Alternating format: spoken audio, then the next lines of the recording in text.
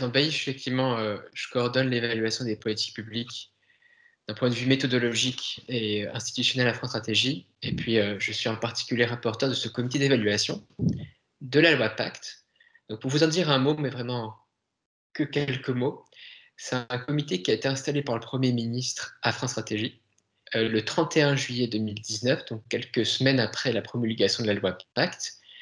Et donc, un comité qui est piloté, hébergé par France Stratégie, mais qui, parce que c'est un comité, regroupe un certain nombre d'acteurs. Donc, on a une dizaine d'autres administrations publiques concernées par l'une ou l'autre des dispositions de la loi Pacte, donc, par exemple l'INSEE, la Banque de France, la Direction générale du Trésor et du Travail, ou encore l'ACOS. Il y a une dizaine de partenaires sociaux aussi, les plus représentatifs, et puis 3 chercheurs et 2 parlementaires qui représentent la majorité et l'opposition.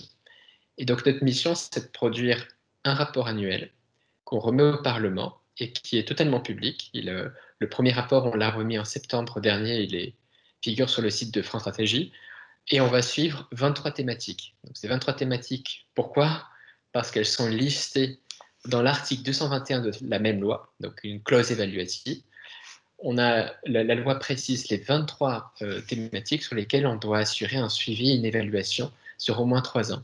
Et donc, parmi ces 23 thématiques, il y a la thématique société à mission et raison d'être. Et donc, on a cherché à suivre les premiers effets de la transformation, les suites de la loi Pacte dans le premier rapport. Donc, je vais vous en dire un mot et puis Anne Mollet complétera et vous comprendrez bientôt pourquoi. Donc, peut-être pour présenter déjà la loi Pacte, ce qu'elle dit, souvent on dit qu'elle a apporté des modifications comme une fusée à 3 étages, puisqu'il y a un premier étage initial qui est qu'elle consacre dans le Code civil la notion jurisprudentielle d'intérêt social et aussi la prise en considération par les sociétés des enjeux sociaux et environnementaux inhérents à leur activité. Donc une notion qui est désormais consacrée dans le Code civil. Ensuite, il y a un deuxième étage qui est que la loi Pacte reconnaît désormais la possibilité aux sociétés d'inscrire une raison d'être dans leur statut. Donc, comme c'est l'objet de la conférence, vous devez tous avoir en tête que la raison d'être, c'est l'ensemble des principes, pour faire simple, hein, l'ensemble des principes dont la société se dote et qu'elle entend respecter, alimenter par un certain nombre de moyens qu'elle va déployer. Et enfin, ce qui nous a intéressé particulièrement, c'est le troisième étage de la fusée, qui est que la loi Pacte crée la qualité de société à mission. En fait, sur la base d'un engagement volontaire, toute société constituée en société à mission va inscrire une raison d'être dans ses statuts et va accepter le principe d'être contrôlée en interne par un comité de mission, mais aussi en externe par un organisme tiers indépendant. Donc le contrôle, la vérification va viser à vérifier que les objectifs sont atteints et également à vérifier que les moyens qui ont été déployés sont adaptés. Donc pour notre premier rapport au Parlement en septembre dernier, on a cherché à faire 2 choses. C'était vraiment le démarrage.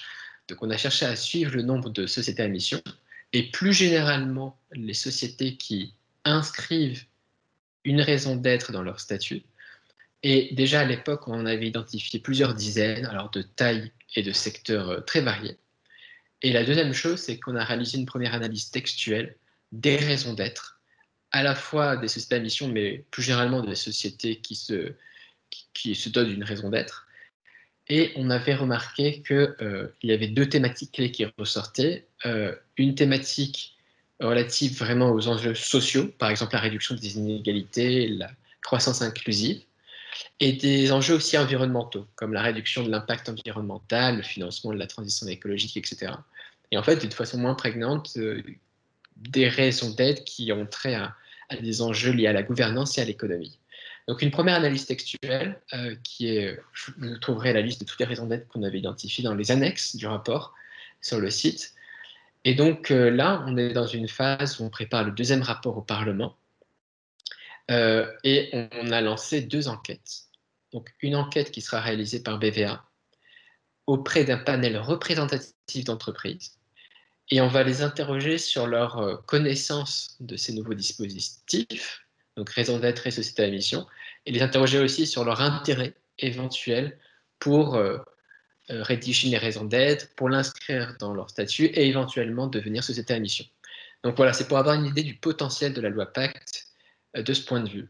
Et puis une deuxième enquête qui vous sera présentée par Anne Mollet, donc directrice générale de la communauté des entreprises à mission, comme le disait Sarah, avec laquelle on s'est associé, puisqu'ils vont réaliser pour le comité Impact donc, une enquête qualitative, donc des entretiens beaucoup plus développés, avec cette fois-ci les sociétés à mission. Et donc mieux comprendre leur intention initiale, le projet de transformation, les premiers effets perçus par ces sociétés. Et donc ces deux enquêtes seront valorisées dans le prochain rapport aux côtés des 22 autres thématiques. Donc voilà, c'était pour vous dire quelques mots sur, sur la loi, sur ce comité d'évaluation et ce que nous allons faire.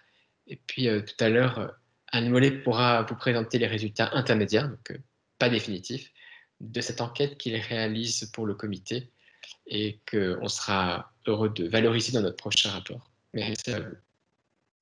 Merci beaucoup. Ça me semblait important d'avoir cette petite introduction, voilà, pour reposer le cadre de la loi Pacte 2 ans après. Si jamais il y a une réaction ou quelques questions, n'hésitez pas. Vous pouvez soit lever la main pour prendre la parole, soit vous pouvez rallumer votre micro et j'essaye de regarder si je vois votre micro s'allumer, ou même poser une question dans le chat. Voilà, je ne sais pas s'il y aura des réactions là-dessus. Et s'il n'y en a pas, je regarde quelques secondes. Je vous laisse quelques secondes pour réagir quand même. S'il n'y en a pas... Ah, alors oui, je laisse la parole à Agnès Rambaud-Paquin qui lève la main. Je vous en prie.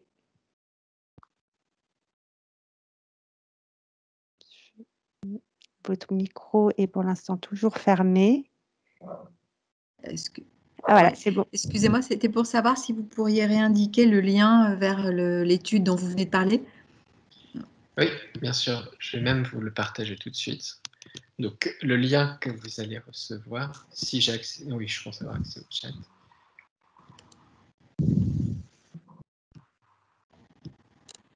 Je vais juste lever la main pour l'instant. Voilà, vous aurez à la fois la synthèse, le rapport et puis les annexes.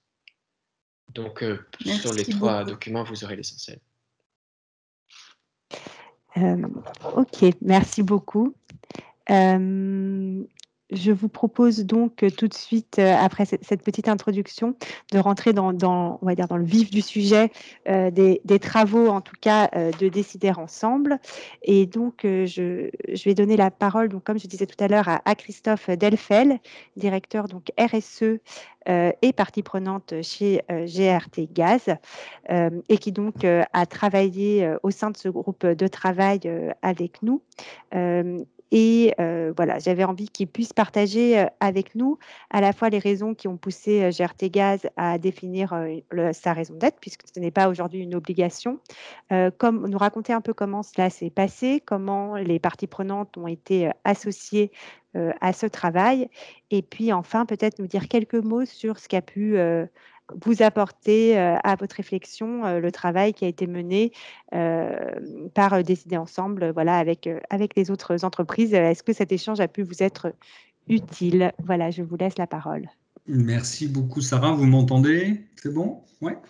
Non, merci beaucoup. Et puis, merci d'abord à Décider ensemble, effectivement, de cette saisie du sujet. Sarah, comme vous le rappeliez, c'est vrai que c'était un questionnement qu'on avait côté GRT Gaz, hein, d'avoir un angle, en tout cas un regard sur ce sujet au travers des parties prenantes, quoi. Vraiment faire le lien entre raison d'être et la question des parties prenantes. Et en étant un petit peu scolaire et en reprenant vos questions dans l'ordre, je pense qu'effectivement, il y a une première bonne question. Alors, je voudrais juste essayer de projeter. J'ai prévu 3-4 slides. Je pense qu'ils vont s'afficher. OK. Vous voyez directement au grand écran ou pas du tout? Oui, c'est bon. Oui, c'est bon. Et Christophe, je m'excuse, j'avais pas vu, il y avait juste une toute petite question. C'est à quelle date est prévu le nouveau bilan de France Stratégie? Je ne sais pas si Adam Weiss peut nous le dire. Je crois que c'est plutôt en septembre, si je me rappelle bien. Oui, tout à fait. C'est avant le dépôt du prochain PLF, projet de loi de finances. Donc, généralement, c'est on pense le remettre entre le 20 et le 30 septembre. Voilà. Merci beaucoup. Et Christophe, je m'excuse. Non, pas de souci, Sarah.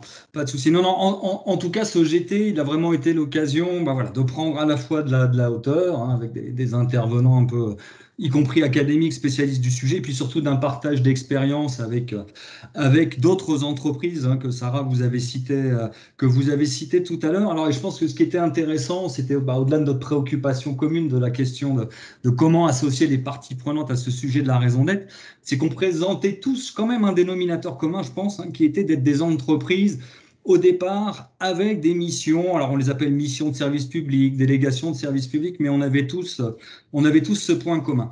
Je pense que du coup, la question est d'autant plus pertinente, une entreprise à mission de service public comme GRT Gaz. Pour notre part, voilà, vous connaissez tous, je pense, l'ancien Gaz de France. On est issu de cet acteur, hein, et désormais, GRT Gaz a, dans l'organisation du marché de l'énergie en France, ce rôle qui est attribué finalement, hein, par le Code de l'énergie. On a un objet social très technique qui est attribué par le Code de l'énergie et qui consiste à concevoir et à exploiter des infrastructures de transport de gaz, voilà, et puis à assurer un certain nombre de missions, j'allais dire, d'intérêt général, hein, déjà à la base, notamment sur la continuité d'approvisionnement, etc. Mais finalement, on a un objet social extrêmement technique, hein, encadré par tout un corpus réglementaire, régulatoire. Hein, nos tarifs sont définis par un régulateur, notre activité est encadrée par la Commission de régulation de l'énergie, on a un contrat de service public. Et puis finalement, donc, pourquoi la raison d'être? Finalement, la première réponse, elle vient vraiment de l'évolution de notre environnement et de nos parties prenantes, hein.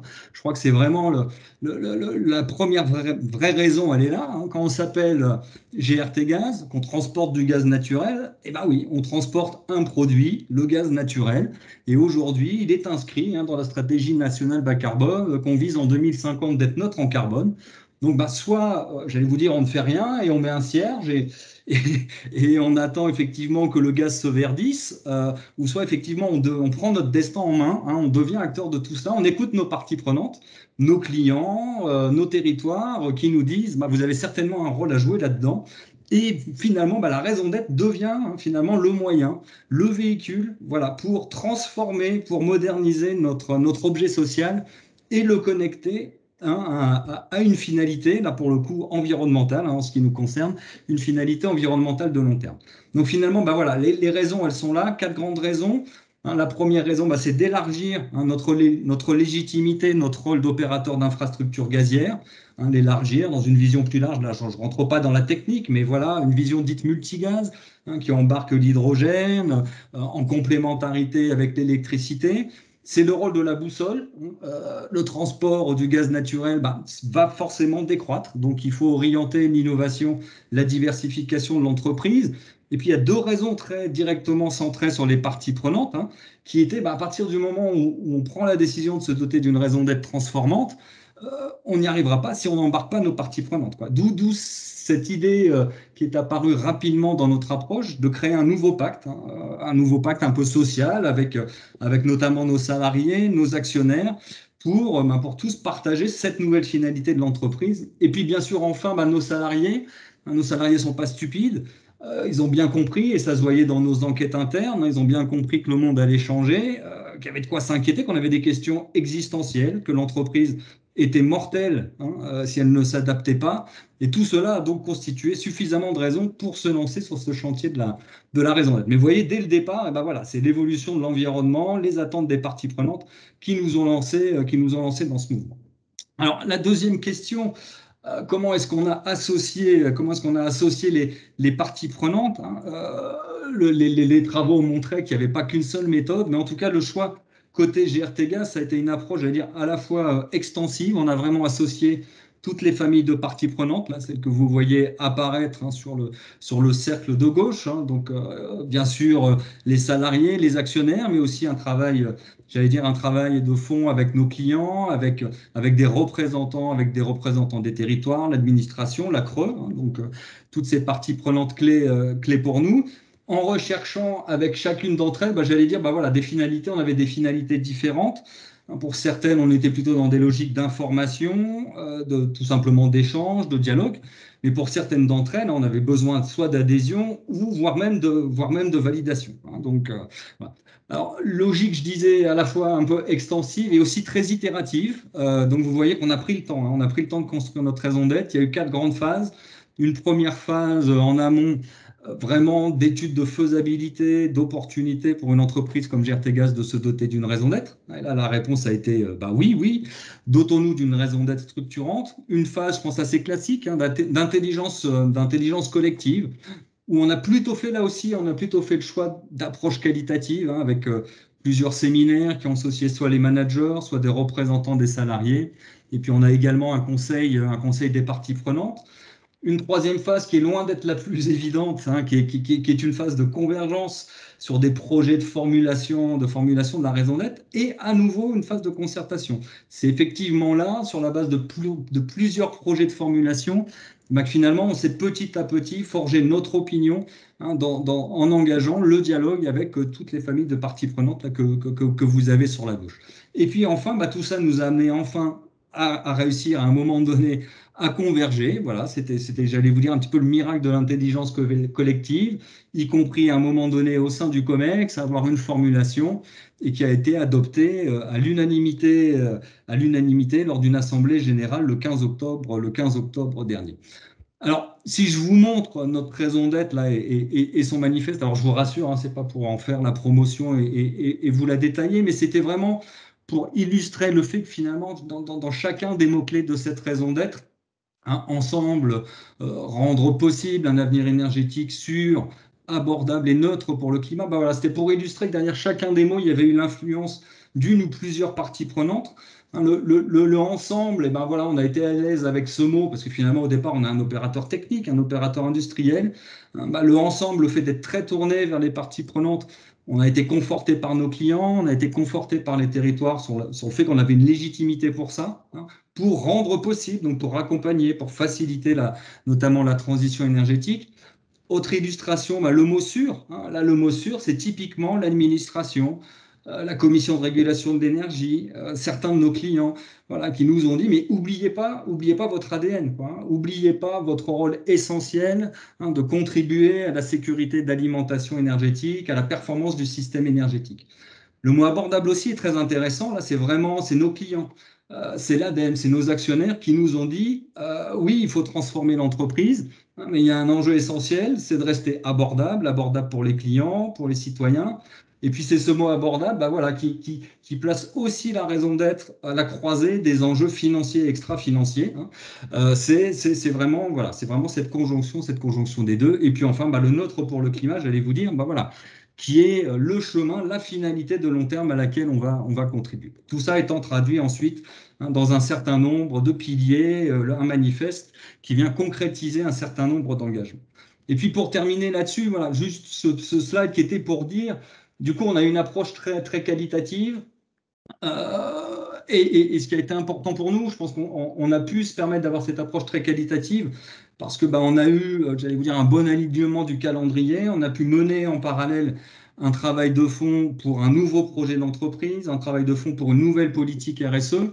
Et du coup, voilà, 2020, ça nous a permis d'imbriquer cette nouvelle raison d'être avec un nouveau projet d'entreprise et une nouvelle politique RSE. Donc, je pense que j'ai à peu près consommé mon temps.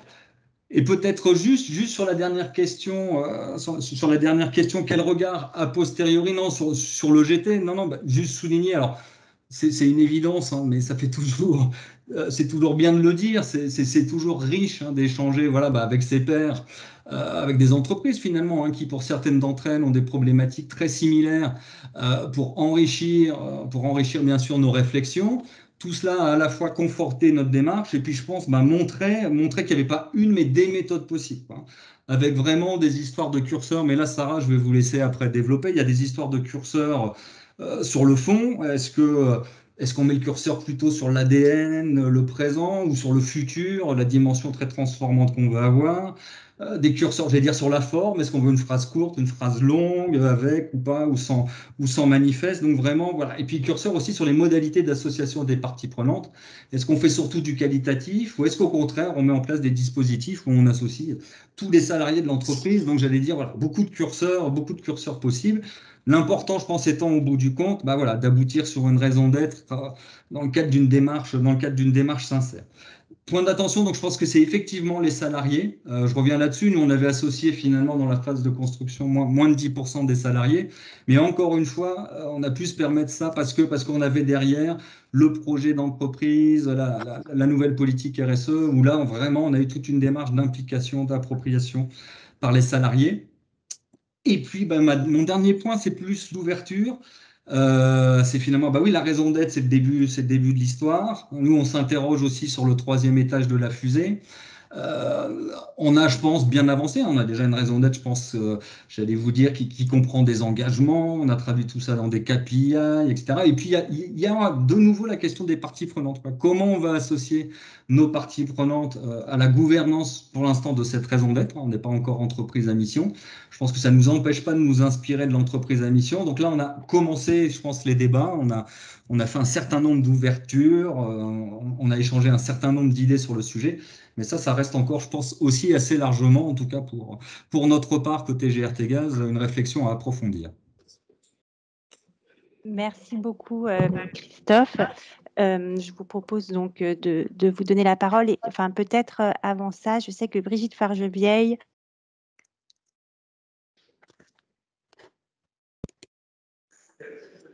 Bonjour à tous. Est-ce que vous m'entendez bien? Allô? Oui, bonjour. Je reprends la place de Sarah parce que Sarah a été déconnectée. Donc oui, on vous laisse la parole, Brigitte. Oui, non, c'était pour rebondir avec juste ce que vient d'évoquer mon collègue Christophe Delfeld. C'est que nous, notre raison d'être, pour apporter un témoignage, on s'est d'abord concentré justement sur les salariés d'EDF. Et donc, on a conduit une démarche avec 160 000 salariés qui s'appelle Parlons Énergie pour essayer de travailler avec les salariés, justement. Et donc, en 4-5 phases, ce dialogue avec les salariés qui a permis, par des ateliers participatifs, de définir un grand nombre de raisons d'être, avec des sujets assez classiques, avenir, planète, intérêt général, collectif, confort, performance. Voilà. Et ça a permis d'identifier 1321 raisons d'être. Après, il y a eu tout un travail d'évaluation à partir d'un certain nombre de critères, ce qui a permis d'arriver à 137 raisons d'être pour arriver à 24 et 7 qui ont été présentées en COMEX. Et le COMEX a choisi avec des salariés de la raison d'être qui est la nôtre. Voilà, alors qui parle à la fois de climat, de préservation de la planète, de bien-être et de développement. Voilà, donc on a quatre piliers, 4 enjeux forts à cette raison d'être. Et je souscris aussi. Donc cette raison d'être, elle a été adoptée dans nos statuts à 99,99. Hein, c'est un peu stalinien, mais voilà. Et aujourd'hui, les salariés se reconnaissent dans cette raison d'être. Et ça, c'est un grand point. Et bien sûr, elle a été aussi discutée avec d'autres parties prenantes. Et là, on est dans la phase 2, où on a effectivement pris des engagements RSE derrière, hein, 4 piliers, sur chaque pilier, 4 engagements. Et maintenant, c'est comment on met en œuvre et comment on respecte tout ça. Voilà. Il n'y a pas seulement des indicateurs chiffrés, il y a aussi, quand vous faites un projet, comment vous l'adaptez. Voilà. Quand on fait des centrales thermiques dans les îles, puisque c'est prévu par les programmations pluriannuelles pour l'énergie, c'est émetteur de CO2 si on l'a fait au fioul. Et donc, on a des engagements pour les faire, par exemple, à la biomasse liquide. Voilà, en fonction aussi de cette raison d'être. Voilà, donc là, la suite est importante et moi, j'ai vraiment apprécié ce partage aussi entre nous pour montrer les différentes étapes qu'on a suivies qui sont toutes assez proches pour associer les parties prenantes. Et maintenant, c'est le stade d'après aussi qui est important. Et par contre, on est effectivement avec des missions de service public, mais on n'a pas décidé à ce stade de prendre le statut d'entreprise à mission. Voilà. Voilà pour un petit témoignage pour compléter ce que disait Christophe. Merci beaucoup, Brigitte, et toutes mes excuses. J'ai été, je ne sais pas, j'ai été jetée hors de cette réunion, mais je suis revenue et je vois que Laurence Camus lève la main. Et je vous invite, n'hésitez pas, soit à lever la main, soit voilà, à poser vos questions dans le chat. Je vous laisse la parole pour vos questions ou vos témoignages, vos réactions. Attention, votre micro est encore éteint.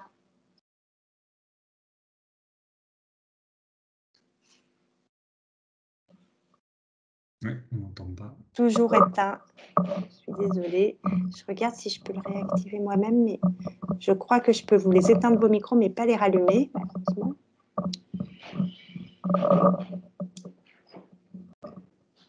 Alors, vous avez, je ne sais pas pourquoi pour l'instant, il reste éteint.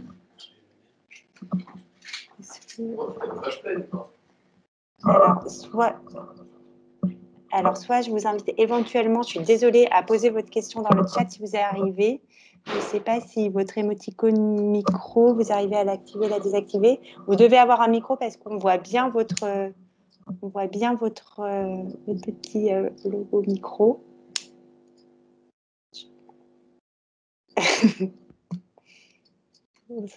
Si jamais, dans l'intervalle, quelqu'un d'autre veut poser une question, n'hésitez pas.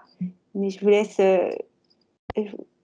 continuer à essayer. Sinon, si jamais vous avez la possibilité d'écrire votre question dans le chat, vous devez avoir une petite bulle qui vous permet quelque part d'afficher la conversation.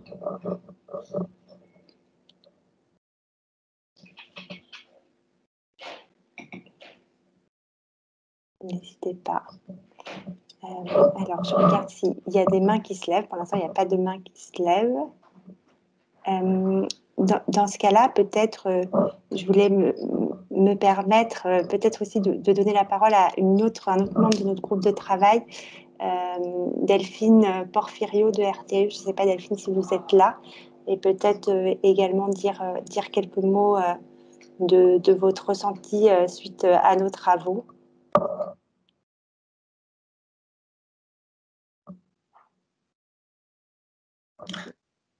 Je ne suis pas sûre que Delphine soit là ou plus personne. Est-ce que, non, Christophe, vous avez réussi à éteindre et allumer votre micro facilement, donc. Oui, ça a l'air de marcher. Oui, vous m'entendez toujours là? Oui, tout à fait. Oui. Tout à fait. Laurence Camus, est-ce que vous arrivez à écrire votre question dans le chat ou pas du tout? Bon. Écoutez, je suis désolée pour tout ça. Je ne sais pas s'il y a d'autres questions, d'autres réactions ou peut-être d'autres entreprises qui n'ont pas participé au groupe de travail mais qui veulent réagir à tout ce qui s'est dit. Et sinon, je crois, Laurence, que vous aviez réussi à... Ah, voilà. Voilà. Bonjour à tous. Désolée pour la manip un peu longue. En fait, je m'interroge par rapport à ces parties prenantes. Donc, je vais peut-être poser la question à Monsieur Christophe Delfeld. Donc, vous avez défini les parties prenantes avec les différents profils, les salariés, les actionnaires, les administrations. Et est-ce que ces personnes, vous les avez réunies tous ensemble? Non, Vous avez fait uniquement des réunions avec les salariés, uniquement les réunions avec les actionnaires, uniquement les réunions avec les administrations? Alors, j'allais dire, hormis les salariés là, pour lesquels effectivement là, on a animé des séquences d'intelligence collective, hein, comme on dit, on s'est fait aider, on s'est fait accompagner, on s'est fait aussi accompagner pour ça par un cabinet spécialisé. on a animé avec eux des séquences d'intelligence collective. Donc, on a fait ça. Il y a eu notamment un grand séminaire avec tous les managers de l'entreprise. Et puis, de manière un peu similaire, une journée complète avec un échantillon représentatif de salariés de l'entreprise, hein, de tous les niveaux, de toutes les directions. Et puis, tout un cheminement qui avait été construit pour identifier les grandes briques de la raison d'être. Finalement, qui ont conduit un petit peu aux 4 ODD que vous avez vu tout à l'heure autour de notre raison d'être, les mots-clés, etc. Ensuite, pour ce qui est des parties prenantes externes, on a été très, très majoritairement dans des entretiens en bilatéral. D'accord. Dernière exception, oui, le conseil d'administration. J'ai quand même 2 exceptions. C'est le conseil d'administration, bien sûr, d'une part, avec qui on a eu quand même 2 ou 3 séances avant d'arriver à l'Assemblée générale. Et puis, on a aussi un conseil des parties prenantes qu'on a associé vraiment tout du long. D'ailleurs, c'est avec eux qu'est né, c'est avec ce conseil des parties prenantes qu'est apparu le sujet de la raison d'être. Là, on était fin 2018 et c'est ce conseil des parties prenantes. La loi Pacte était encore en cours d'élaboration et qui nous a dit, bah oui, vous êtes une entreprise à mission de service public, mais en tout cas, nous, on vous voit vraiment bien évoluer vers ce statut d'entreprise à mission. C'est ça qui nous a, j'allais vous dire, qui a mis un petit peu le feu aux poudres et qui a lancé toute la démarche. D'accord, très bien, merci. Merci beaucoup. Est-ce que Christophe, peut-être vous pouvez nous dire comment est composé ce conseil des parties prenantes en quelques mots et quel est son rôle et puis peut-être comment vous imaginez son potentiel rôle dans le suivi de la mise en œuvre de votre raison d'être? Alors, oui, tout à fait. Là, j'allais vous dire, nous, on va rester humble sur cette question. Alors, ce conseil des parties prenantes, je pense que là-dessus, oui, GRT Gaz a assez tôt eu cette idée du conseil des parties prenantes. Donc, tel qu'il existe aujourd'hui, il a été initié en 2016-2017. Par contre, c'est un conseil où on a 9 personnalités qui représentent, grosso modo, voilà, les grands enjeux de notre écosystème. Donc, on va retrouver, peut-être que certains parmi vous le connaissent, un monsieur comme Gilles Boeuf, ancien président du Muséum national d'histoire naturelle, parce que GRT Gaz, infrastructure linéaire, on a une empreinte foncière importante, hein, c'est 32 000 km de bande de servitude, c'est 5 000 installations de surface. Donc voilà, quelqu'un qui représentait un peu les enjeux de la biodiversité. Beaucoup d'enjeux européens, donc on a quelqu'un de la Commission européenne. On a un représentant du monde de l'innovation. On a fait rentrer plus récemment Blanche Ségrestin aussi, pour la petite histoire, dans notre conseil des parties prenantes. Et voilà, donc 9 personnalités. Par contre, j'allais dire, c'est un conseil des parties prenantes orienté conseil au directeur général. Voilà. Donc on le réunit aujourd'hui 2-3 fois par an sur les sujets, avant tout sujets RSE. Ils nous ont aidés, ils ont eu vraiment un rôle plutôt d'effet miroir, hein, pour venir challenger nos propositions, etc. Et puis finalement, c'est plutôt GRT Gaz qui tient un petit peu l'ordre du jour. Voilà. Donc je pense que le cheminement qu'on a à faire, hein, parce que je pense qu'on est là pour partager aussi nos interrogations, voilà, on voit bien que c'est un bon point de départ. Mais moi, j'ai beaucoup de questions, je n'ai pas toutes les réponses sur comment il faut qu'on fasse évoluer ce conseil des parties prenantes pour que demain, on soit davantage dans l'esprit de l'entreprise à mission, dans l'esprit de l'évaluation de la façon dont on met en œuvre notre raison d'être, peut-être davantage force de proposition, plein de questions sur est-ce qu'on fait rentrer là-dedans directement les salariés, est-ce qu'on a les salariés à part? Alors, je crois que la loi impose d'avoir à minima un salarié, mais bon, voilà, beaucoup de questions sur lesquelles je n'ai pas toutes les réponses aujourd'hui. Mais en tout cas, on y travaille. Hein, et notre souhait, c'est avoir entre guillemets, un nouveau CPP davantage dans l'esprit dans l'esprit de l'entreprise à mission pour fin d'année, début d'année prochaine. Merci. Et après, on pense que la marche à franchir, hein, là, je ne peux pas parler à la place des actionnaires d'une direction générale. Moi, vous l'aurez compris, bien sûr, en tant que directeur RSE, je vais tout faire pour qu'on franchisse le dernier étage de la fusée. Mais a priori, on ne sera plus très loin, quoi. On aura notre raison d'être, on aura des KPI, un projet d'entreprise qui le traduit. On aura fait évoluer notre CPP. Voilà, il restera cette dernière marche. Merci beaucoup, Christophe. Est-ce qu'il y a des questions? Je vous invite soit à allumer votre micro, soit à lever la main. Sinon, moi, j'ai encore des questions, s'il n'y en a pas. Alors, je ne vois pas de main se lever. Ou vous pouvez aussi poser la question dans le chat, hein, si vous préférez, n'hésitez pas. Dans ce cas-là, justement, pour poursuivre un peu là-dessus, j'avais une question, là on va un peu plus loin, même un peu plus loin que les questions raison d'être ou même entreprise à mission, mais est-ce que ces réflexions sur la raison d'être, ça a amené, et donc le travail fait avec les différentes parties prenantes, ça a amené des questions aussi du point de vue de la gouvernance de GRT Gaz, avec l'idée peut-être, voilà, comme plutôt dans le monde de l'ESS, etc., d'avoir des salariés actionnaires, etc. Enfin, est-ce que c'est quelque chose qui émerge, une réflexion qui a émergé en travaillant là-dessus ou pas du tout encore? Pas, non, en toute honnêteté, pas à ce stade. Les questions qui se posent sur la gouvernance, non, c'est plutôt sur le renforcement, effectivement, du pilotage des enjeux extra-financiers en général. Voilà. Comment mieux les intégrer, y compris au sein du COMEX. Hein. Donc, typiquement, voilà, je donne un exemple. Voilà, la fréquence de revue des enjeux RSE extra-financiers. On va passer du biannuel au trimestriel, voilà, pour donner un exemple.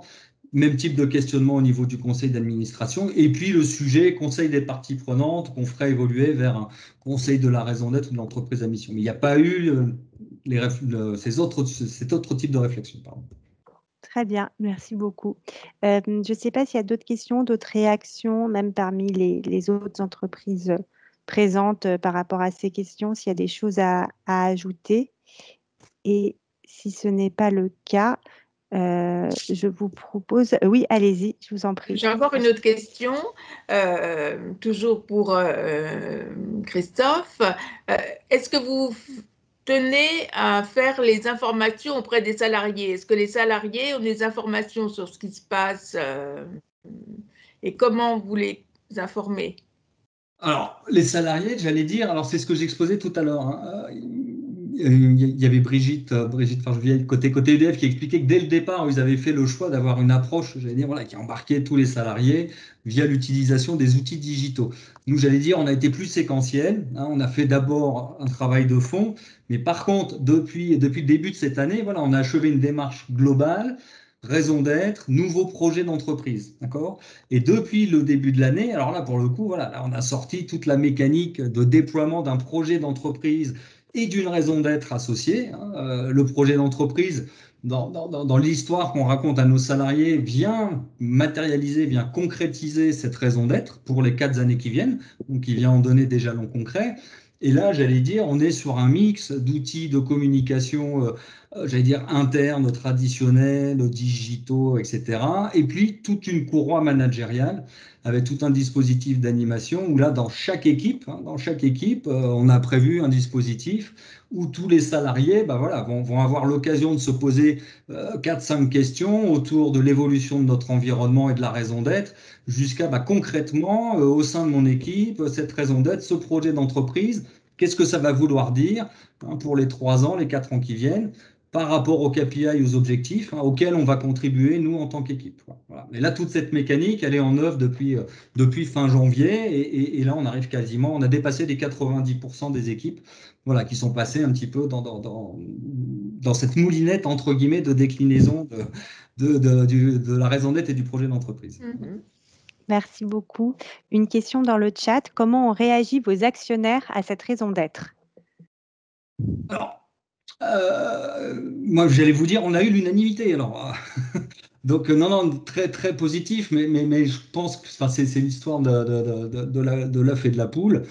Je pense que ce qui a contribué à cette adhésion forte des actionnaires, c'est bien le fait qu'on les a associés dès le départ. Si vous vous souvenez, je vous ai décrit 4 phases. Voilà, dès la phase faisabilité, opportunité d'une raison d'être pour l'entreprise, on leur a demandé leur avis. On leur a demandé leur avis et la réponse a été positive. Et donc voilà, et on les a associés tout du long. Et donc voilà, et j'allais vous dire là, voilà. Ensuite, ce qui est important, je pense aussi de regarder, c'est la nature bien sûr des actionnaires, la nature de son actionnariat.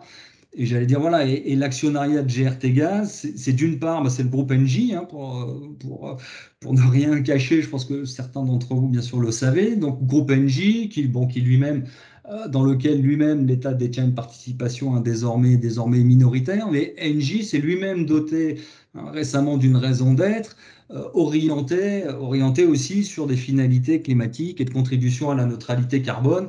Et donc voilà, donc cet actionnaire, a priori, ne pouvait pas être contre le fait qu'une filiale indépendante, du fait de la nature de notre activité, allait dans la même direction. Et puis on a ensuite comme actionnaire la Banque des Territoires, la CNP. Voilà, et j'allais vous dire, c'est pas mais qui jouent vraiment des rôles d'actionnaires de long terme et qui nous ont encouragés sur cette démarche, sur la raison d'être. Voilà, et qui aujourd'hui voilà, sont, je pense, plutôt satisfaits à la fois de la raison d'être et de sa déclinaison en projet d'entreprise et nouvelle politique RSE. Pour la petite histoire, on leur a présenté pas plus tard que vendredi dernier la nouvelle politique RSE qui en découle et, voilà, et grande satisfaction, grande adhésion donc, de nos actionnaires jusqu'à présent. Merci beaucoup. S'il n'y a pas d'autres questions, et puis s'il y en a d'autres qui vous viennent plus tard, alors attendez, il y en a encore une, alors je vais la prendre. Quel serait l'argument, entre guillemets, massu, qui permettrait de convaincre les dirigeants d'une entreprise de se lancer dans ce processus d'adoption d'une raison d'être? Je veux bien qu'on soit plusieurs à répondre. Non, parce que moi j'ai envie de dire, je crois que c'est vraiment lié au contexte de chaque entreprise. Moi j'allais dire côté GRT Gaz, pas oublier ce que je vous disais, je pense en introduction. On a des questions existentielles. Aujourd'hui, quand on transporte 600 TWh de gaz naturel, c'est 120 millions de tonnes de CO2, ça c'est le produit qu'on transporte.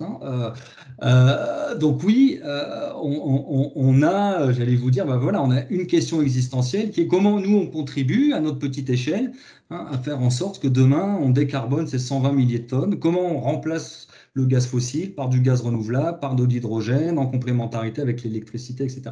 Donc, il y avait de toute façon besoin de modifier notre objet social pour pouvoir pour prendre en main notre destin. Voilà. Après, je pense que voilà, ça c'est le contexte de GRT Gaz. Je pense que ce qui est important aussi, c'est d'être équilibré dans son approche. Et je crois que y compris dans toute la démarche qu'on a eue, voilà, on a toujours fait le lien entre performance financière et extra-financière.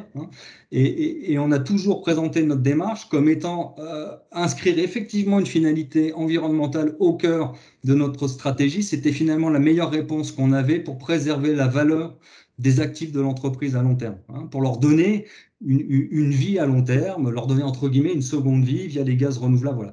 Et ça, finalement, voilà, c'est aussi la création de valeurs financières à long terme. Donc, c'est toujours garder cet équilibre entre le financier et l'extra-financier. Merci beaucoup. Et je pense que dans ma petite présentation après de la note, je vous donnerai peut-être quelques autres arguments. Mais je vois que Brigitte Fargevieille avait levé la main. Donc, Brigitte, oui, je vous laisse la parole. C'est juste pour répondre également. Je pense que ça clarifie vraiment les missions d'une entreprise et ça identifie sur la place publique les enjeux de demain. Voilà.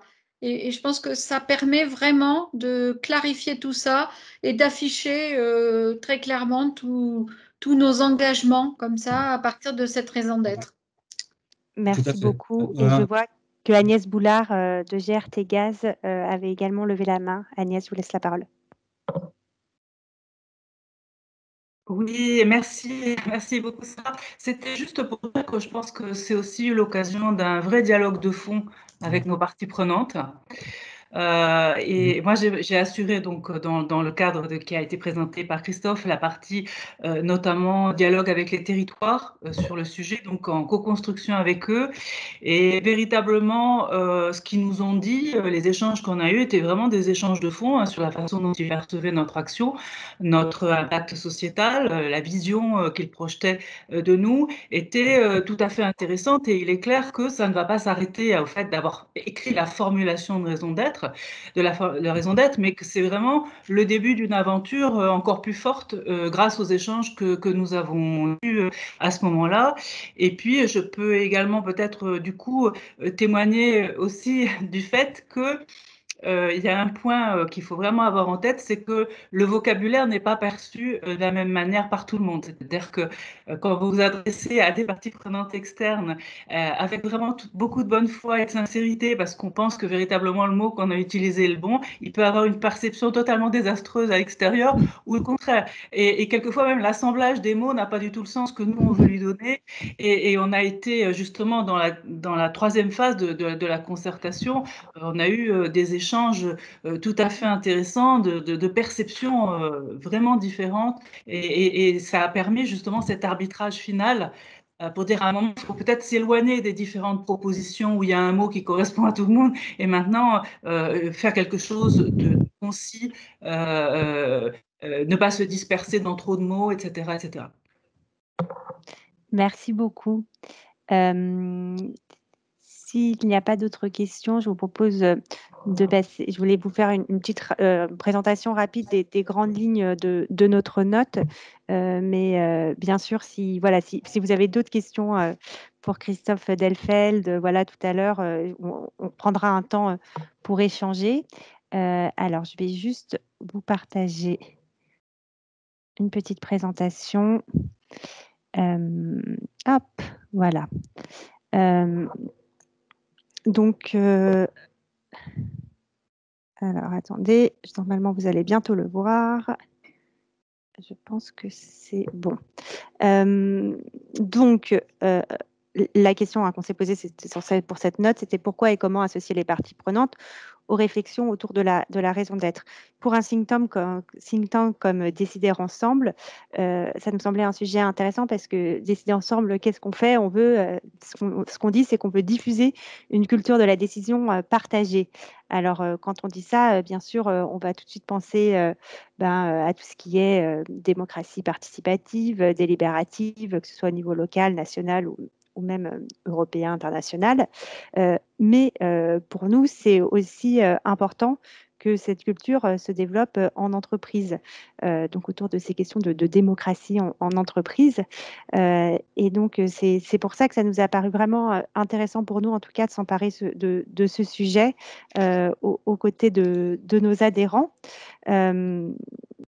Donc, comme on l'a dit, donc la loi Pacte a permis d'inscrire dans les textes que, de par son activité transformatrice du monde, finalement, l'entreprise, elle a des droits, mais elle a également un certain nombre de devoirs, notamment celui de veiller à son impact social et environnemental. Et la raison d'être se présente donc comme une occasion de penser à un nouvel équilibre, finalement, entre la composante lucrative de l'entreprise et son rôle social et environnemental. Et cette raison d'être va pouvoir être une boussole pour l'ensemble des décisions, des activités, des investissements de l'entreprise. Donc, première question peut-être et qui répondra un peu à la question de Tom tout à l'heure. Pourquoi définir une raison d'être? Comme l'a dit Christophe tout à l'heure, ça peut être un processus long, un peu lourd.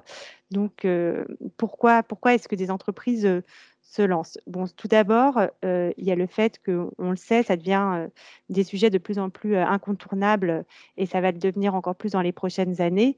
Et il y a plusieurs études qui ont pu montrer le lien. On vous met quelques références dans la note que je vous ai remis dans le chat. Le lien entre le déploiement de pratiques RSE et la performance des entreprises. On voit aussi qu'il y a une attractivité pour les entreprises qui vont avoir des vraies démarches sociales et environnementales et qui vont avoir plus de facilité peut-être aujourd'hui à recruter. On a vu des études sur des élèves de grandes écoles qui allaient choisir aussi où ils allaient travailler en fonction de ces critères. C'est également aujourd'hui, puisqu'elle n'est pas obligatoire, un levier de différenciation. Donc, pour une entreprise qui va décider d'aller vers la raison d'être et peut-être encore plus de devenir une entreprise à mission. C'est un outil qui va permettre de développer une vision de l'entreprise sur le long terme, d'assurer une certaine pérennité de son activité et donc de retrouver ce que je disais tout à l'heure, cette puissance transformatrice de l'entreprise qui transforme son environnement, qui transforme la société. Et puis, enfin, ça a été dit tout à l'heure par Christophe, nous, notre groupe de travail, on ne prétend pas être représentatif de l'ensemble des entreprises, puisqu'on avait surtout des grandes entreprises avec des missions de service public. Et pour elles, ça peut, et notamment pour ces entreprises-là, ça peut être vraiment l'opportunité de se réinventer, de repenser leur objet social, de se réinventer et de le remettre en perspective. Une fois qu'on a posé ce pourquoi définir une raison d'être, il y a pourquoi associer les parties prenantes à cette réflexion. Bon, bah, tout d'abord, parce qu'il faut générer une adhésion à cette raison d'être pour qu'elle s'inscrive dans le temps long et surtout pour qu'elle se déploie et qu'elle s'inscrive dans les différentes activités de l'entreprise. Ça permet aussi, et ça je pense qu'Agnès l'a dit un peu tout à l'heure, de renforcer les liens entre l'ensemble des acteurs, l'ensemble des parties prenantes autour de l'entreprise et de conforter et de renforcer la confiance entre l'entreprise et puis l'ensemble de ces parties prenantes. Ça permet également de se projeter vers une raison d'être qui sera sans doute plus ambitieuse et à la hauteur des enjeux quand elle est challengée par l'ensemble des parties prenantes. Et puis enfin, on va dire que cette raison d'être va permettre d'avoir vraiment un nouveau pacte avec l'ensemble des acteurs.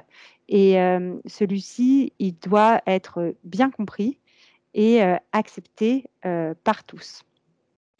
Une fois cela posé, il y a un certain nombre de défis, en tout cas dans nos échanges avec le groupe de travail, il y a un certain nombre de défis qui sont remontés et qui étaient souvent communs dans cette association des parties prenantes pour définir une raison d'être. Ça a été dit, ce qui était très intéressant, je trouvais, dans nos échanges, c'est qu'il n'existe pas de méthode unique pour associer ces parties prenantes. Vous avez eu l'exemple de GRT Gaz, l'exemple d'EDF, je ne reviens pas dessus.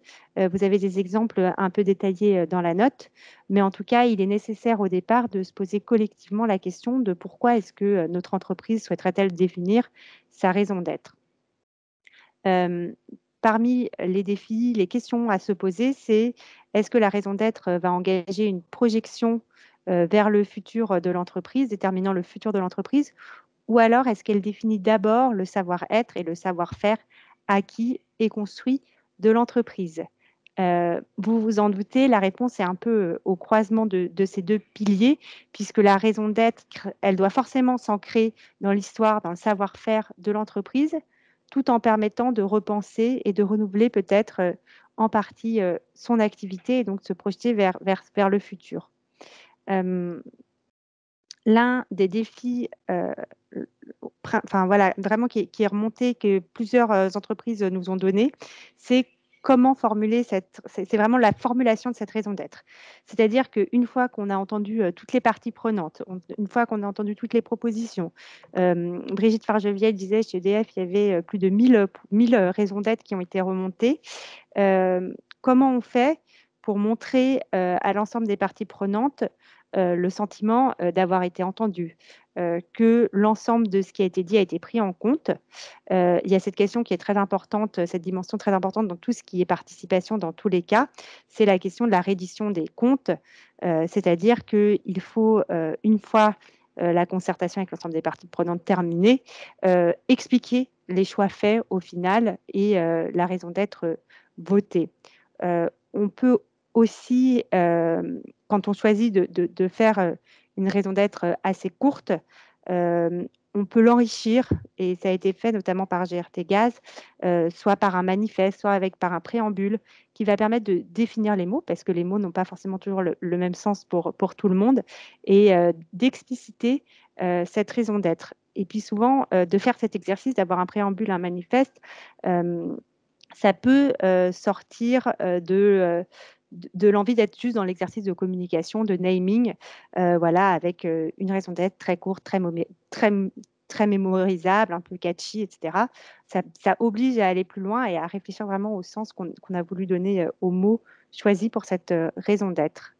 Et puis enfin, il est important d'avoir quand même une démarche sincère, c'est-à-dire qu'une fois que la raison d'être est posée et qu'elle a été travaillée avec les parties prenantes, il faut qu'elle s'inscrive dans les décisions et les activités de l'entreprise sur le court, mais également sur le moyen terme et sur le long terme, pour maintenir ce lien de confiance qu'il y a avec l'ensemble des parties prenantes, bien sûr.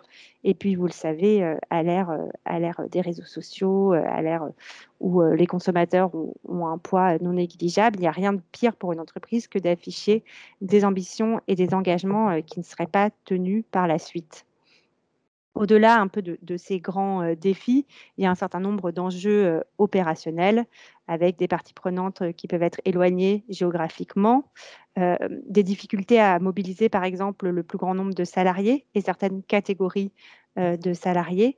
Notamment, il y avait des exemples, une difficulté d'aller chercher tout ce qui était tous les assistants et les assistantes au sein de l'entreprise, donc plutôt sur des travaux administratifs, de secrétariat, des gens qui vont moins oser prendre la parole, s'exprimer. Comment est-ce qu'on va faire pour chercher tous les salariés, tous les profils de salariés?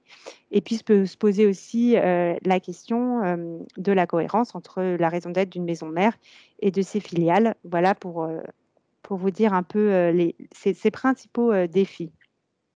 À partir de toutes ces réflexions, on a essayé de lister quelques préconisations pour bien construire sa raison d'être avec ses parties prenantes, sans prétendre être exhaustif ou avoir des préconisations miracles. Mais en tout cas, ce qui est sûr, c'est qu'il faut respecter les règles de base d'une bonne démarche, je mets bonne démarche entre guillemets, mais d'une bonne démarche de concertation, c'est-à-dire bien définir les enjeux et le pourquoi de la définition de la raison d'être en amont, identifier les différentes parties prenantes ainsi que le degré d'adhésion requis pour chacune. Également, être clair sur la nature du projet, son cadre, ses objectifs, la méthode et les outils utilisés, c'est-à-dire bien dire aux gens sur quoi ils vont travailler, quelle est leur marge de manœuvre, comment ce qu'ils vont dire va être pris en compte. Et puis enfin, j'en ai parlé tout à l'heure, une reddition des comptes indispensable. Dans les préconisations, finalement, vous allez retrouver des choses que je vous ai déjà dites tout à l'heure, mais lorsque la raison d'être est courte, ne pas hésiter à la préciser, la définir via des préambules ou un manifeste.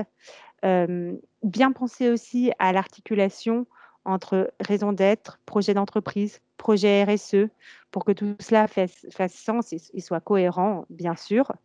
Il faut convaincre de la sincérité de la démarche en donnant des gages sur sa mise en œuvre et son incarnation dans les activités et décisions de l'entreprise. Et enfin, il faut prévoir des modalités d'association des parties prenantes au suivi de la mise en œuvre de la raison d'être.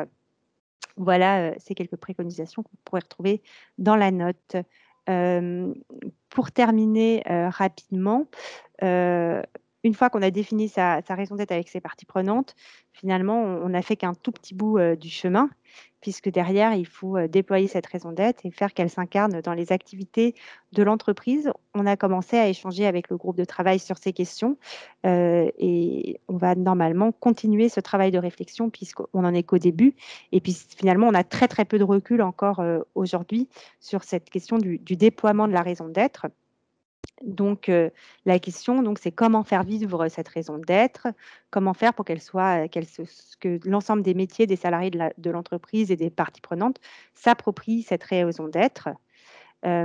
Donc, dans les réflexions qu'on a commencé à avoir, il y a bien sûr l'idée qu'il faut une appropriation donc commune des enjeux de la raison d'être et des manières de la réaliser et la concrétiser au quotidien via son intégration dans l'ensemble des projets, dans l'ensemble des budgets et des projets d'investissement. Certaines entreprises vont l'intégrer dans les bonus des dirigeants. Et puis, l'une des premières idées qui émergeait, c'était la possibilité d'avoir des animateurs de la raison d'être au sein de l'entreprise, donc qui la font vivre au quotidien. Se pose la question donc de son suivi et de son évaluation de cette mise en œuvre de la raison d'être. Donc, se questionner quels sont les indicateurs à mettre en place et puis qui est en charge de ce suivi et de cette évaluation. Et donc, on en a un peu parlé tout à l'heure, quel rôle pour les parties prenantes, par exemple. Et puis peut-être, pour finir et puis pour ouvrir sur la conclusion je donnerai tout à l'heure la parole à Anne Mollet pour conclure nos échanges, mais est-ce que la raison d'être n'est qu'une étape intermédiaire vers la transformation en société à mission, je vous rappelle, quand on passe en société à mission au 3e étage donc, de la fusée dont on parlait tout à l'heure, il faut se doter d'objectifs sociaux et environnementaux, mettre en place un comité de mission. Et ces objectifs doivent être vérifiés, enfin l'exécution de ces objectifs doit être vérifiée par un organisme tiers indépendant. Donc c'est le prochain étage de la fusée. Et puis ce sera sans doute aussi de prochaines étapes de nos échanges au sein de nos groupes de travail. Voilà, je vous ai remis le lien vers la note dans le chat.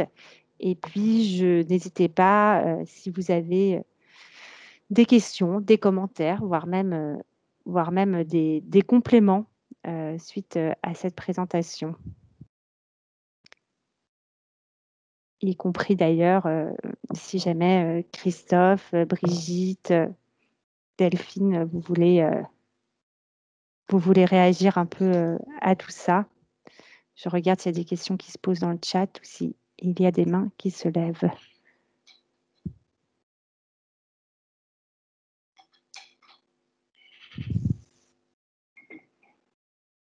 Alors, je n'en vois pas pour l'instant. Et donc, ce que je vous propose, s'il n'y a pas de questions pour l'instant, je vous propose peut-être de tout de suite donner la parole à Anne Mollet. Et puis comme ça, s'il y a des questions qui vous viennent ou des questions pour Anne Mollet, on aura vraiment le temps d'échanger au final. Alors attendez, je vois qu'il y a peut-être une question. Je vous en prie, Brigitte. Et de donner donc la parole à Anne Mollet, qui est directrice générale de la communauté des entreprises à mission, justement. Et donc, ça nous paraissait intéressant, comme je disais, d'ouvrir un peu. Nous, on a travaillé surtout sur raison d'être et partie prenante, mais de prolonger un peu la réflexion vers ce 3e étage de la fusée. Voilà, je vous laisse la parole. Merci beaucoup. Effectivement, vous avez beaucoup parlé votre angle d'attaque, c'est vraiment les parties prenantes, donc je vais plutôt travailler là-dessus, on va dire, présenter quelque chose là-dessus. Vous m'entendez bien ? Oui, c'est bon ? Très bien. Voilà, très bien. Donc, on est vraiment effectivement sur le 3e étage de la fusée. Donc, il me semble que parmi vous, il y a beaucoup de représentants, voire que des représentants de grandes entreprises, si je ne me trompe. Voilà, donc c'est un focus un peu particulier, puisqu'en fait, pour vous rappeler, les 2/3 des sociétés à mission à ce jour sont des entreprises de moins de 50 salariés. Donc c'est vraiment un mouvement, une dynamique qui est portée vraiment aujourd'hui par les PME et les TPE. Pourquoi ? Parce que ça ne veut pas dire que les grandes entreprises ne s'y intéressent pas. D'ailleurs, tout à l'heure, GRT Gaz l'a bien mentionné, c'est que ça prend plus de temps. C'est une démarche exigeante. Déjà, pour la raison d'être, on a bien vu les échanges. C'est une démarche exigeante qui prend du temps, qui demande de la concertation, l'implication des parties constituantes que sont les collaborateurs, la consultation des parties prenantes externes, et que ça se fait globalement, quand on est sur une démarche de société à mission, le retour d'expérience qu'on a, c'est que les entreprises mettent entre 6 mois et 24 mois entre le moment où elles ont décidé de se lancer et le moment où elles font les changements statutaires. Et dans les grandes entreprises, on est plutôt sur 18 à 24 mois. Compte tenu de la complexité, on va dire, de la gouvernance, de l'actionnariat, et puis aussi parce que c'est pas la même chose de consulter 10 salariés que d'en faire participer 100 000, voire beaucoup plus. Donc du coup, déjà, c'est le premier point. Alors, peut-être qu'avant cela, je vais revenir sur le nombre de la dynamique peut-être à l'œuvre en ce moment sur les sociétés à mission. Ça bouge beaucoup. On en est aujourd'hui à près de 170 sociétés à mission en France, sachant que le décret d'application date de janvier 2020. Donc, c'est quand même tout récent. 170 sociétés qui ont fait leur changement statutaire. Pour rappel, fin décembre, on en était à 88. Donc, ça fait quasiment x2 en 4 mois. Donc, et la dynamique vraiment est lancée. Et donc, c'est vrai que pour les grandes entreprises, ce qu'on voit, c'est, il n'y a qu'une grande entreprise cotée à ce jour qui est Société à Mission, qui est Danone. Forcément, il y en a d'autres grandes entreprises aussi qui se sont dans le non-coté. Donc, on parle du groupe Rocher, par exemple, qui s'est transformé en Société à Mission. Dans les entreprises, la Maïf, donc qui est un mouvement mutualiste, InVivo parmi les coopératives. Donc, on a quelques exemples quand même de grandes entreprises qui ont été précurseurs dans ce domaine. On a aussi des grandes entreprises qui sont en train de se transformer et qui, du coup, prennent la question des parties prenantes très à cœur. Je crois que le champion du monde à ce jour, c'est Harmonie Mutuelle, qui va passer son AG en juin 2021 et qui a consulté 340 000 parties prenantes internes et externes sur le sujet de la mission. Donc, je pense qu'à ce jour, ils sont... C'est assez impressionnant. Mais en tout cas, ils vont se transformer. Ils sont déjà à raison d'être et ils vont se transformer à mission. Et pour reprendre la thématique de tout à l'heure qui était est-ce que la raison d'être est une première étape avant de passer à la société à mission? Après, ça dépend, encore une fois, c'est une démarche très singulière et une démarche qui répond à la culture de l'entreprise. Donc, il y a des entreprises qui préfèrent, des grandes entreprises, parce que c'est vraiment le focus, qui préfèrent passer à la raison d'être parce que ça les rassure, parce que la raison d'être, on n'est pas sur l'engagement, enfin, c'est pas juridiquement opposable, en fait, au sens où vous l'avez mentionné. Hein. C'est-à-dire que quand on est sur une mission, globalement, on s'engage et on s'engage à répondre à des objectifs socio-environnementaux sur la durée, donc ça sert vraiment de boussole. Et on décide, on s'engage à un double contrôle, donc celui du comité de mission et celui de l'organisme tiers indépendant. Donc ce n'est pas le même niveau d'engagement que la raison d'être. Et c'est pour ça qu'effectivement, il y a un certain nombre d'entreprises, de grandes entreprises, qui passent d'abord par l'étape intermédiaire de la raison d'être avant de passer à la mission. Mais il y a aussi des entreprises qui font un chemin différent, qui se rendent bien compte, et là c'est ce qu'on peut vous conseiller en tout cas, c'est que c'est une démarche assez itérative entre la raison d'être et les objectifs long terme, les objectifs statutaires, et que l'un fait évoluer l'autre. Et c'est un tout indissociable, et que quand on est convaincu qu'on veut aller vers la société à mission, à la limite, n'attendez pas, quoi, allez-y, et ça sera beaucoup plus riche. Et d'ailleurs, ce qui est... alors, je ne sais pas si c'est maintenant que je dois le dire ou pas, mais c'est vrai qu'on a assez peu parlé, enfin, dans les parties prenantes, on a assez peu parlé, à moins que j'ai raté cet épisode-là, des syndicats. Et les syndicats sont assez importants, notamment dans les grandes entreprises. Et on a vu récemment, je ne citerai pas le nom, dans 2 grandes entreprises françaises, des syndicats qui ont fait des communications auprès de leur direction générale pour leur dire, OK, vous êtes aujourd'hui société à mission, vous êtes aujourd'hui société à raison d'être statutaire, mais c'est pas assez engagement. Nous, on veut un vrai contrat entre les collaborateurs et l'entreprise, et ça passe par la société à mission. Donc, on vous demande que l'entreprise se transforme en société à mission. Donc, c'est deux syndicats différents, donc 2 grandes entreprises françaises différentes. Donc, ça aussi, quand on parle de partie prenante, il me semble que c'est un point à évoquer. Voilà. Et là aussi, on peut se dire que quand un modèle d'entreprise est poussé, et impulsé par le dirigeant d'entreprise, comme c'est essentiellement le cas dans les démarches de société à mission, c'est une impulsion qui vient du dirigeant. Donc, et que c'est porté aussi, ça peut aussi être impulsé par le directeur RSE, ou la directrice RSE, et par le ou la DRH. Ça aussi, c'est des cas qu'on voit. Et qu'en plus, c'est poussé par les syndicats et donc les représentants des salariés et les salariés eux-mêmes, on peut se dire que c'est un vrai modèle d'avenir sur ce projet d'entreprise et qui rassemble un peu toutes les parties prenantes, justement. Peut-être que sur cette question des parties prenantes, je voulais partager, c'est possible de partager un élément. Alors, je vais partager juste... Et je vous pose la question en même temps. Quelqu'un demande dans le chat si c'était au sein d'entreprises privées ou publiques. Je suppose qu'il y a eu ces syndicats qui...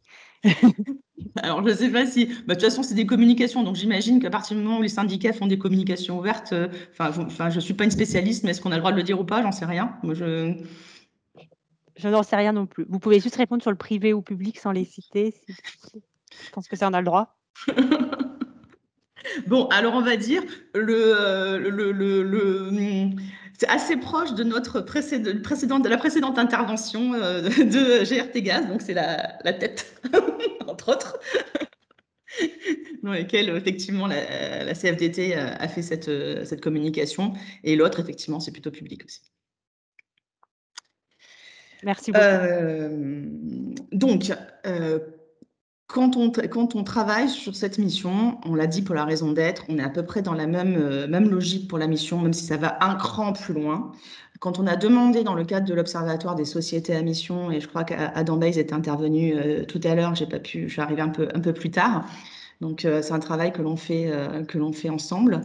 Quand on a demandé aux entreprises donc, qui ont fait leur changement statutaire, quelles approches elles avaient utilisées pour déterminer la mission de l'entreprise, globalement, on se rend bien compte qu'il s'agit, enfin, que c'est un sujet qui est quand même très largement partagé. Partagé, donc forcément, la formalisation de la vision du dirigeant, bon, ça c'est sûr, on sait que c'est impulsé par lui, mais en tout cas, ça doit être porté par les collaborateurs, sinon on manque quelque chose d'essentiel. Bon, ça n'a pas de sens de faire une mission si on n'intègre pas les collaborateurs dans cette dynamique, dans ce projet d'entreprise très transformatif. Parce qu'en fait, encore une fois, quand on parle de mission, on est vraiment sur la question de l'alignement entre la vision du dirigeant, des actionnaires, du management et des collaborateurs. Enfin, ça, c'est clair. On est aussi sur cette vision de l'alignement entre les parties prenantes externes, avec les parties prenantes externes, hein, que sont, et qu'on va le voir tout à l'heure, enfin on va le voir là d'ailleurs, que sont les clients, les fournisseurs, l'écosystème au sens large, et ils sont très largement consultés. Et puis, on est aussi sur cet alignement entre les racines de l'entreprise, le présent et la vision de l'entreprise. Vraiment, ça permet cet alignement global, en fait, ce travail sur la mission qui va nous servir de boussole pour les années à venir et globalement, une boussole à laquelle on s'engage vraiment via ce double contrôle dont on a parlé. Donc, équipe de travail, la direction générale, oui. Consultation des actionnaires, oui. Voilà. Donc, et globalement, co-création avec quelques salariés. On se rend bien compte là aussi que quand on pose la question à des salariés, par exemple, si je reprends ce qu'on a dit Harmonie Mutuelle, il y a 300 salariés qui se sont inscrits pour travailler plus avant sur cette mission. Donc, 300 salariés, c'est pas neutre, et ils ont vraiment senti un vrai engagement. Et là aussi, on sait très bien que se lancer dans cette démarche d'entreprise à mission, c'est un outil aussi d'engagement des collaborateurs sur la durée. En amont, lors de la formulation, et ensuite dans la vie de la mission, donc après changement statutaire. Et puis, bon, consultation plus large auprès des salariés, et 40% ont consulté des parties prenantes externes. Alors moi, je pense que c'est pas assez, mais globalement, quand même, c'est une vraie transformation quand on parle du cœur du réacteur de l'entreprise. Voilà, quand on parle d'un sujet qui est au-delà de la stratégie d'entreprise, parce que je vous le rappelle, la mission, les plans stratégiques doivent être conformes à la mission, et c'est pas le contraire. C'est-à-dire la mission, c'est vraiment une boussole long terme qui vise à donner vraiment un cap sur les 7-10 ans à venir. Et d'ailleurs, dans l'affaire Danone, ça a bien été repris par le président du comité de mission qui a dit qu'il ne démissionnait pas et qu'il voulait aller à l'Assemblée générale pour bien vérifier que le plan stratégique qui allait être présenté par la nouvelle équipe dirigeante était bien conforme à la mission et compatible avec la mission. Donc, il a bien mis les choses dans le bon ordre. Voilà. Et ça aussi, c'est important de le rappeler. Et puis, ça, c'est autre chose. Et alors, du coup, dans le comité, les parties prenantes qui sont représentées dans le comité de mission, alors là, on voit que globalement, 4 entreprises sur 5 ont fait le choix d'intégrer des parties prenantes externes à leur comité de mission. Donc ça, effectivement, aussi, c'est, on va dire, l'esprit de la loi Pacte, hein, quand il a créé ce comité de mission. Mais dans les faits, dans la réalité, ça a bien été repris par les entreprises. Donc, qui on trouve parmi ces parties prenantes?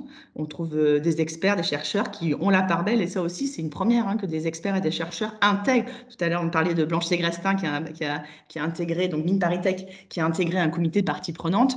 Pour rappel, Blanche Ségrestin est l'une des deux initiatrices, instigatrices, on va dire, de la qualité de société à mission. Parce qu'avec Armand Hatchuel, ils ont écrit un livre en 2012 qui s'appelle Refonder l'entreprise et qui a servi de base pour ce qui a donné lieu en fait à la qualité société à mission. Donc des experts et des chercheurs qui entrent dans une gouvernance de l'entreprise, c'est quand même assez nouveau aussi. Bon, des clients, des actionnaires, société civile, fournisseurs, collectivités, distributeurs, concurrents, organisations. Donc c'est assez large, un panel assez large et qui répond aussi à un des enjeux de la société à mission qui est vraiment une vision très singulière. C'est-à-dire qu'il n'y a pas une mission qui ressemble à une autre. Et on le voit aussi dans le comité de mission où les choix qui sont faits par les entreprises sont assez divers. Voilà pour, pour ce sujet des parties prenantes. Et là aussi, on voit que c'est une vraie... quand on parle de gouvernance de la mission avec le comité de mission, on voit aussi que c'est une vraie évolution de la gouvernance de l'entreprise. C'est pas rien de faire entrer dans la stratégie de l'entreprise un autre organe de gouvernance, un peu aux côtés du conseil d'administration. Après, on va voir les bonnes pratiques qui se passent avec le CSE, etc. On est en train de travailler là-dessus, sur les travaux de recherche, notamment demandés par France Stratégie. Et la question des relations avec les CSE sont des questions essentielles. Et donc, on est au début de l'histoire. Voilà, et on va voir comment les entreprises s'en emparent. Et d'ici peu, on pourra vous faire un retour plus qualitatif, on va dire, suite aux entretiens que l'on fait, les entretiens de face à face que l'on fait avec des dirigeants d'entreprise qui ont fait le choix de la société à mission. Donc voilà, je ne sais pas si j'ai tenu le temps. Et puis du coup aussi, je me permets, parce que pour avoir les chiffres les plus complets possibles, je fais pas un peu de pub, mais bon, c'est ainsi. Voilà, je vous mets dans le chat le lien pour notre webinar qui a lieu le 27 mai et qui présentera la 2e édition du baromètre des sociétés à mission, donc avec les chiffres du premier trimestre 2021 et avec des éléments plus complets. Et en retour d'expérience, nous avons la CEO de Aigle, donc Sandrine Conseiller, et le directeur général de Erilia, Frédéric Lavergne. Merci beaucoup, Anne, pour tous ces éléments et puis pour le partage. C'était très intéressant. Est-ce qu'il nous reste encore 5 minutes? Est-ce qu'il y a des questions? Alors, aujourd'hui, combien de sociétés à mission enregistrées? Dernier chiffre, 143. Non, 166 sur le site internet de l'Observatoire. Attendez, je vous le mets aussi en chat. J'ai l'impression de faire la... C'est très bien. On est une association à vocation d'intérêt général, donc on partage le plus d'informations possible. Il y a beaucoup de matière sur notre site. Voilà, c'est l'Observatoire, mais on a aussi, le site de la communauté des entreprises à mission où il y a énormément de matière, de travaux de recherche et de travaux faits avec des dirigeants d'entreprise. Justement, il y en a un spécifique sur les comités de mission, la gouvernance mission et comités de mission, où la Maïf, le groupe Rocher, Danone, notamment, nous ont fait leur retour d'expérience sur cette gouvernance de mission. Donc, je vais aussi vous le mettre si vous le souhaitez. Je vous en prie, on est aussi là pour ça, pour partager nos informations, nos études, nos travaux. Et je laisse la parole à Christophe qui a levé la main. Oui, non, alors moi, c'était juste une petite question. Bonjour Anne, petite question complémentaire. Sur ces comités de mission, dans le panorama que vous avez montré sur qui participe dans ces comités de mission, il n'y a pas le mot salarié qui apparaît. Sauf erreur de ma part, le salarié, alors la loi dit un salarié, mais dans ce que vous voyez, dans les premiers retours d'expérience, voilà, on voit de tout, c'est paritaire, c'est quel type de salarié, c'est les syndicats, c'est des administrateurs salariés, c'est des salariés lambda. Alors, on a... il y a les salariés, bien entendu. Attendez, où sont les salariés? Il y a les salariés, il y a des syndicats qui sont très peu représentés, c'est 1%. Oui. Voilà, c'est tout petit. Et en fait, on a fait la question, ce que je vous ai montré, le graphique, c'est outre les salariés. Voilà, c'était vraiment voilà, c'était dans le titre, en fait, c'était pour mettre l'accent sur les parties prenantes externes. Alors, ce qui se passe dans les faits, c'est que effectivement, la loi impose à minima un salarié au sein des comités de mission. Il y a des entreprises qui en mettent 1, il y a des entreprises qui en mettent 5, enfin ça dépend vraiment. Et il y a même des entreprises qui ne mettent que des parties prenantes internes. Mais là, encore une fois, elles sont très rares quand même. Hein. C'est quand même 1 sur 5, donc c'est quand même pas énorme. Et alors, qui intègre les comités de mission? Ça, c'est une question à laquelle on pourra répondre donc, suite aux travaux que l'on mène pour France Stratégie. Donc, ça sera cet été. D'accord. On pourra vous donner des éléments plus complets là-dessus. Mais en tout cas, Ça dépend, il n'y a pas de règle en fait. Il n'y a pas de règle. Ça dépend vraiment du type d'entreprise et ça dépend aussi. Ce qu'on voit dans les premiers retours qu'on a, ça dépend. C'est généralement la direction générale qui choisit, mais ça peut être suite à justement un collaborateur qui est très impliqué dans cette démarche, qui est très motivé aussi, ou ça peut être un représentant de la direction, ça peut être le directeur RSE, ou la directrice RSE, etc., etc. Donc il n'y a pas de règle vraiment. Mais pour autant, ce qu'on voit, c'est qu'il y a encore, c'est pas naturel d'impliquer, on va dire, un représentant des salariés ou comme membre du CSE, par exemple. Voilà. Donc c'est pas encore complètement ça. Mais bon, on est au début de l'histoire, encore une fois. Alors, je prends deux petites questions dans le chat. Il est 18h28, donc on va essayer d'être rapide. Une question qui est: sait-on estimer le nombre d'entreprises dotées d'une raison d'être? Et la deuxième, c'est: connaît-on là où les raisons majeures qui ont conduit ces sociétés à devenir sociétés à mission? La première, elle sera plus brève que la deuxième, peut-être. Oui, c'est ça. Mais je vais essayer de faire court aussi sur la deuxième. Donc, je les ai pas, les raisons d'être statutaires, on ne les suit pas au sein de la communauté des entreprises à mission parce que nous, on a vraiment un focus société à mission. Ce qu'on pressent quand même, c'est qu'avec le temps, la raison d'être aura moins d'intérêt et donc va s'amenuiser au profit de la mission. Je ne prêche pas pour ma paroisse, mais c'est ce qu'on est en train de voir et c'est les tendances quand même qui sont à l'œuvre, notamment dans des entreprises qui sont passées à la phase raison d'être, même des grandes entreprises, et qui se disent bah, maintenant ça nous a mis le pied à l'étrier et on se rend bien compte qu'il faut aller plus loin.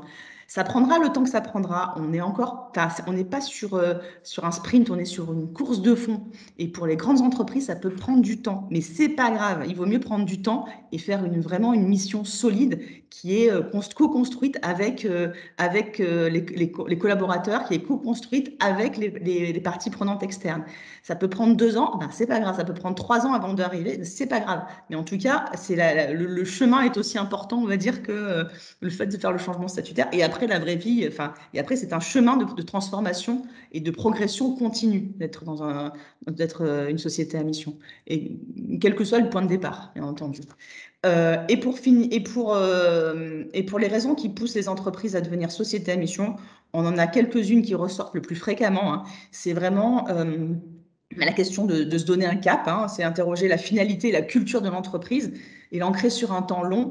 J'aime bien aussi Mathias Vichra, le secrétaire général de Danone, lors d'un dernier webinaire qu'on a organisé, qui a dit, en fait, notamment dans des entreprises qui ont des activités assez diversifiées, le fait de devenir société à mission, ça permet un peu de ranger la chambre. Et j'ai bien aimé l'analogie, parce que du coup, c'est vrai qu'en fait, des grandes entreprises ont plein de démarches, voilà, plein de démarches de part et d'autre, mais en fait, parfois, elle manque un peu d'avoir ce cap-là et en fait de faire du tri. Voilà. Et en tout cas, c'est par exemple ce retour d'expérience qui me paraissait assez intéressant et aussi d'affirmer ce rôle sociétal de l'entreprise qui va au-delà du rôle d'acteur économique. Donc, c'est affirmer le rôle politique et assumer le rôle politique de l'entreprise qui va bien au-delà de faire effectivement de faire du profit, quoi. Ça, on se dit que c'est plus de toute façon c'est plus l'avenir, quoi. Et les entreprises à mission, on sait qu'une entreprise qui prend en considération et qui agit sur son engagement social et environnemental sera plus pérenne qu'une entreprise qui ne le fait pas.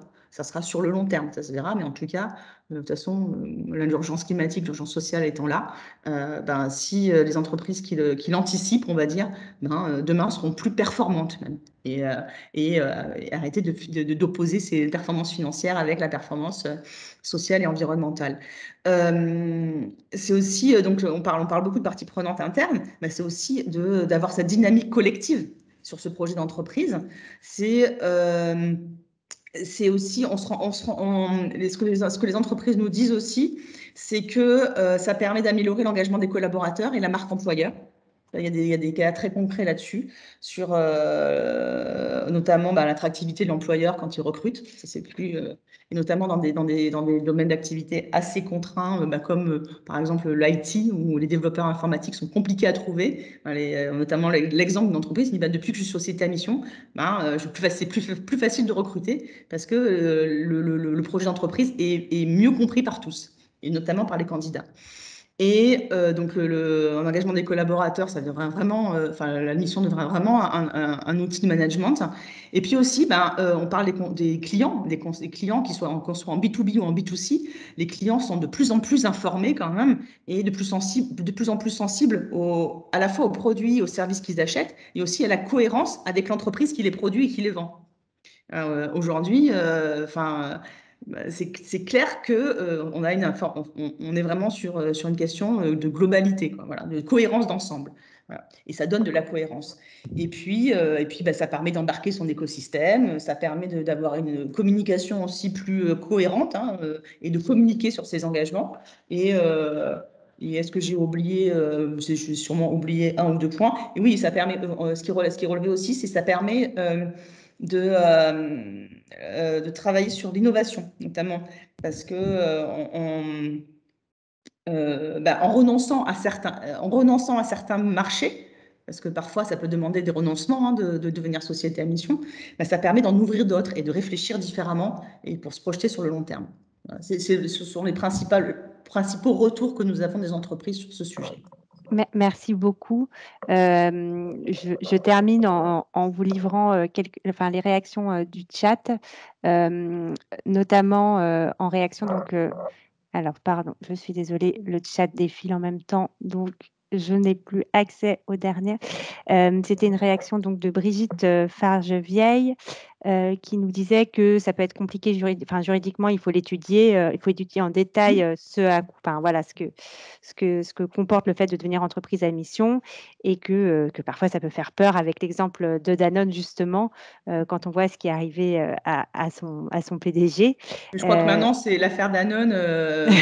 On voit bien, les derniers articles de presse ont bien fait la différence entre la crise de gouvernance et le désaccord sur la stratégie d'entreprise entre son PDG et les actionnaires avec le sujet de la société à mission. Et d'ailleurs, lors de l'Assemblée générale, globalement, l'équipe dirigeante a réaffirmé son attachement à la société à mission.